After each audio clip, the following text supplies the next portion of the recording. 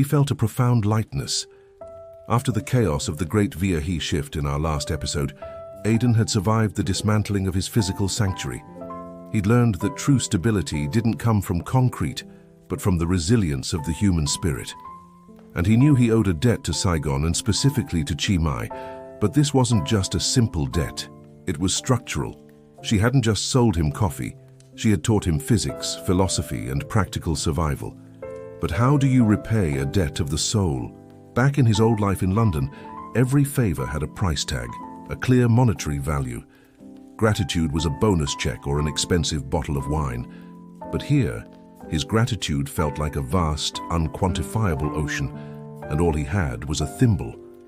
So, with the rigid logic of the hedge fund analyst he used to be, Aiden decided he must secure Mai's future. I can't let her life be governed by the whims of construction projects, he thought. She deserves permanence. I will give her what she gave me. Control. He turned to his laptop, a tool he now used for creation, not chaos. For 3 days, he buried himself in numbers. He calculated Mai's average daily revenue, projected inflation, and designed what he called a retirement annuity.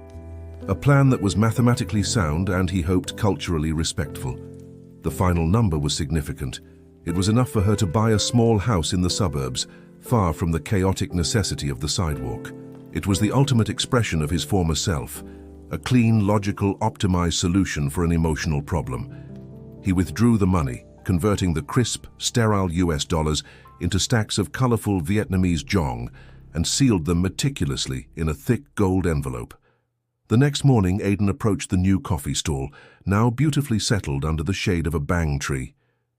He wasn't a customer today. He was a benefactor. He felt a knot of nervousness in his stomach, rehearsing his pitch: gratitude, security, peace of mind. Mai was expertly layering condensed milk into a glass, her hands moving with that slow, practiced precision that had first captivated him months ago. "Mai," he began softly, "I need to talk to you about the future." She smiled without looking up. "The future waits for the coffee, Aiden. You must wait too." So he waited. He watched the dark stream of coffee drip, drip, drip into the glass below. He felt the heavy weight of the gold envelope in his hand. When the coffee was finally ready, Mai slid it across the small plastic table. This was his moment. Aiden pushed the envelope toward her. "This is for you," he said. "It's thank you. For everything. For the lessons. For the life you showed me. This is enough for you to buy a small place, to never worry about construction crews again. It's permanence." Mai didn't touch it. She just looked at the envelope as if it were a strange, brightly colored beetle that had crawled onto her table. Then she looked up at Aiden, her warm eyes holding a quiet intensity. "Aunt Aiden," she said gently, "this is money you made. It belongs to you, not to me." "But I want you to have it," Aiden insisted. "I want to give you back the peace you gave me." Mai shook her head slowly. "Peace cannot be bought with money. Peace is what I have right here." She tapped her chest lightly. "If I buy a big house, I have to worry about the electric bill, the water bill. I have to worry about thieves. I won't see Uncle Bay selling lottery tickets. I won't hear Auntie Tu singing. I won't see Koba selling sweet soup. Who will watch my stall while I nap in the afternoon?" Her words hit him like a financial report, detailing a catastrophic loss. His idea of security was isolation and self-sufficiency. Hers was interdependence and community. Aiden, still trapped in his old mindset, tried to argue.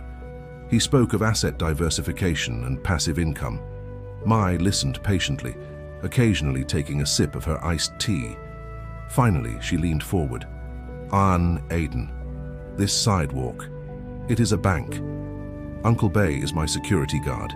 Koba, who sells sweet soup, is my accountant. Auntie Tu is my alarm clock. We hold each other up." She paused, then gestured to the sprawling, messy, beautiful ecosystem of the alley.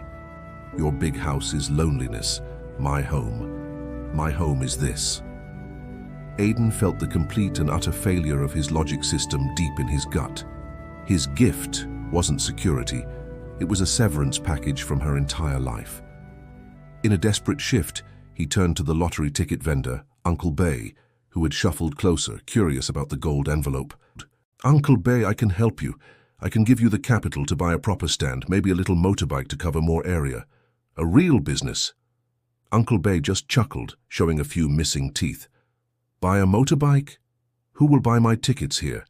If I leave, who will tell Co my stories? No thank you, this plastic chair is good."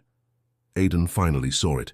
He was trying to pay off an emotional debt with a currency that held no value in this world. Mai finally picked up the envelope, her expression softening. "I will hold this for you," she said. "It is too heavy, you don't need it anymore." She tucked the envelope under her table, treating it not as a gift, but as a temporary, inconvenient piece of foreign baggage. Aiden spent the next 2 days in silent contemplation. He realized the greatest barrier to human connection is the assumption that everything can be categorized, bought, or solved with a contract. He owed Mai what the Vietnamese call TNJ, affection, an emotional connection. And he had tried to pay her with Tien money, a simple transaction. His heart was trying to write a human story, but his mind kept generating a financial spreadsheet. On the 3rd morning, he arrived empty-handed. He ordered his coffee and simply sat. He didn't check his phone, he didn't open his laptop. He just watched Mai work. After a long, comfortable silence, he spoke. "Mai, I was wrong. The money... It's just paper here." A genuine, profound smile spread across her face. "You see it now." "So what do I owe you?" Aiden asked, his voice vulnerable. "What can I give you that has real value in this alley?" Mai stopped her work and looked directly at him. Her request was simple, immediate, and entirely human. "My grandson," she said. "He needs to learn English. He's smart, but he's shy about speaking with foreigners. He needs a teacher, not a buyer." She looked him in the eye. "Can you give me 1 hour every day? Just 1 hour." The request brought tears to Aiden's eyes, a raw, emotional release he hadn't experienced in a decade. Mai wasn't asking for his wealth. She was asking for his most precious and non-renewable resource, his time. She was asking for him. "Yes, Mai," he whispered.